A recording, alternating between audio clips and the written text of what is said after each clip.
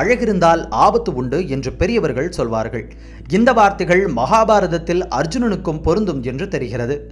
துறவிகளின் மனதையும் அசைத்து பார்க்கும் பேரழகும் வடிவமும் கொண்டவள் ஊர்வசி. அர்ஜுனன் ஒருமுறை தன் தந்தை இந்திரனை காண தேவலோகம் செல்கிறார். அங்கே அப்சரஸ்களில் முதன்மையானவளும் பேரழகு கொண்டவளுமான ஊர்வசி அர்ஜுனனின் வீரம் மற்றும் கவர்ச்சியால் மயங்குகிறாள். தேவலோகத்தில் நடந்த நடன நிகழ்ச்சியில் அர்ஜுனனும் அவளை நோட்டமிடுகிறான். இதை கவனித்த இந்திரன் ஊர்வசியிடம் தன் மகனை பெண் சுகத்திலும் வல்லவனாக்கும்படி கூறி தூது அனுப்புகிறான். அர்ஜுனனால் ஏற்கனவே ஈர்க்கப்பட்டிருந்த ஊர்வசியும் சம்மதிக்கிறாள்.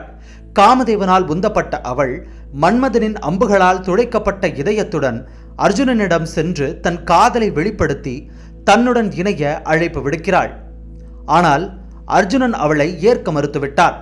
அப்சரஸ்களில் முதன்மையானவளே, நான் உன்னை என் தாய் குந்தி தேவிக்கு சமமாக பார்க்கிறேன்.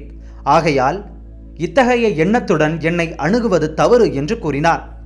இதை கேட்ட ஊர்வசி கோபமடைந்து, வீரரே, உம்முடைய கண்டிப்பை குறைத்து கொள்ளும். அப்சரஸ்களான நாங்கள் சுதந்திரமானவர்கள். என்னை வெளியே அனுப்புவது உமக்கு தகாது என்றாள். அர்ஜுனன் என்ன சொல்லியும் மறுத்துவிட்டதால் ஊர்வசி மேலும் கோபம் கொண்டு, ஒரு பெண் தன் விருப்பத்தினாலும் உன் தந்தையின் உத்தரவின் பேரிலும் உன்னை நாடி வந்திருக்கிறாள். காமனின் அம்புகளால் துளைக்கப்பட்ட அந்த பெண்ணை நீ அவமதித்து விட்டீர். ஆகையால் அர்ஜுனரே, நீர் உம்முடைய ஆண்மையை இழந்து பெண்களின் மத்தியில் ஆடற் கலைஞராக உமது பொழுதை கழிப்பீர் என்று சபித்தாள். அந்த சாபமே பின்னாளில் அர்ஜுனனுக்கு பெரிய வரமாக மாறியது. அவனது இடர்காலத்தில் பிரகன்னலா என்ற பெயரில் நடனாசானாக மாறி தன் அடையாளத்தை மறைத்து வாழ்ந்தான்.